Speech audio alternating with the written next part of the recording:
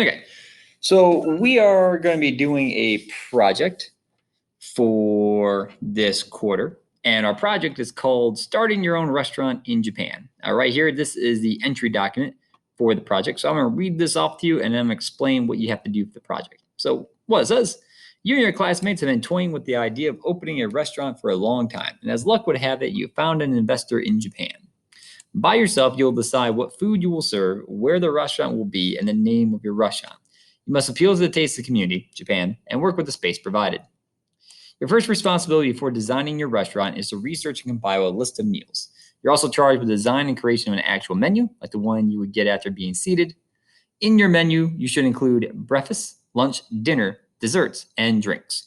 You must also create a complete menu of your food with prices. When coming up with meals, remember the community you're going to be serving. You're also responsible for designing the store, how it looks and feels, how the tables and booths are arranged, the storefront, and what kind of mood you want to set. You may model the interior and exterior as you see fit, but be sure to keep in mind things such as the size of the kitchen, the necessary counter space, bathrooms, and things of that nature. Okay, so that's for the entry document. So what do you have to do in the project here? So I broke the project down into 4 steps. Step number 1, which is one you should start on today, and we're going to work on this project from now until the end of the quarter. So right before fall break. So basically this will not be due until that Friday before fall break. That's when we'll turn this in. Okay, so you have some time, but you want to be working on it every single Wednesday. All right. So then step number 1, what you're going to do is I want 20 foods. They should be a combination of breakfast, lunch, dinner, drinks, and desserts. It's all you need to really do for the step number 1 is just a picture of the food and its name. So I want name, picture, and I want 20 of them, and they need to be breakfast, lunch, dinner, drinks, and desserts. All right, you need to have at least 3 from each category. All right, so let me write that here. So you need name, picture, and at least 3 items from each category. And from each category, again, what I mean by that is your breakfast, lunch, dinner, drinks, and desserts. Okay, at least 3 from each category. So you should have at least 3 drinks, at least 3 desserts. Step number 2, name and location. So what I want you to do is you can use Google Maps for this one. And what you'll do in this part is that you'll find me a location in Japan that you want your restaurant to be at. You can use any building you want. It doesn't matter if the buildings are a restaurant or not already. So you can use anything you want. So maybe I want to use this city, for example, Sendai. And then I want to find like a building to put it in. So you can use satellite view. It's down there in the corner.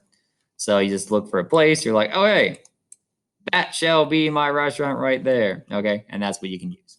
All right. You may want to use Google Earth though. The reason why you probably actually want to use Google Earth is because on Google Earth, it has a measurement device. You can measure stuff. I think the app is installed on your guys' computers, on your Chromebooks, but it may not be. And if it's not, that's okay. You can always, if you can use like your own home computer, you can use it that way. But the reason why you might want the ruler is pretty simple. Is with the ruler, I can then measure things out. So I can then measure things, okay? Because in the upper corner, right here, there's a ruler icon, and then you can measure your building. That will just be important for step number 4. Actually, step number 3, sorry. Step number 3, all right? Anyways, so you want the name for your restaurant. You got to make one up, whatever name you want for the restaurant. You also need the location. So I want multiple pictures from satellite view, street view, also name the city, and then tell me any major landmarks nearby, river, park, stadium, etc. Okay. Step number 3, that's when you're going to design the restaurant. You can use a 3D design program if you want. Do I have recommendations? No, figure it out. That's my recommendation for that, because I would just do it by paper. I would make my floor plan by paper, like how they make floor plans. So how I would make mine is just kind of the standard floor, like a standard floor plan layout. Like I would make mine kind of based on that. So let's see kind of in the images here. this is what floor plans look like. That's how I would do mine. If you want to use a 3D program, you're more than welcome to. I don't have anything to help you out with that though. 2D program, you might be able to find like 2D programs like so. I think Room Sketcher, for example, it might be a program that you can use. But yeah, I mean that's how I would make mine by paper. But you're more than welcome to use a program to help you out if you wanted that. Just make sure that it's the correct dimensions for your building. So for example, I chose this building right here. This building is 218 feet. You can see right there, I use my measure, or 227 by, looks about 150. So about, well, we can say 250. So about 250, we'll round it up to like 125. You can kind of just round. So use kind of those dimensions when you're making your restaurant. All right. So when you're making a design, use those dimensions. All right. I think once again, pick your own and so forth. And then step number 4, you're going to take your 20 food items that you did in step 1. You're going to make a menu from those 20 food items, and then your guys are going to put their prices in. You'll have to look up the prices online. The way how I look up prices is to look up already pre-existing Japanese restaurant menus, and that way you'll be able to see the price. Make sure your prices are both in Japanese yen and United States dollars. How do you do that? You're going to use something called a currency converter. So currency converter. And there you go, it's right there. So United States dollars, and you want to convert it over to JPY. JPY is short for Japanese yen. So it's like, hey, in the United States, this thing costs like $7.50. How much is that in Japanese yen?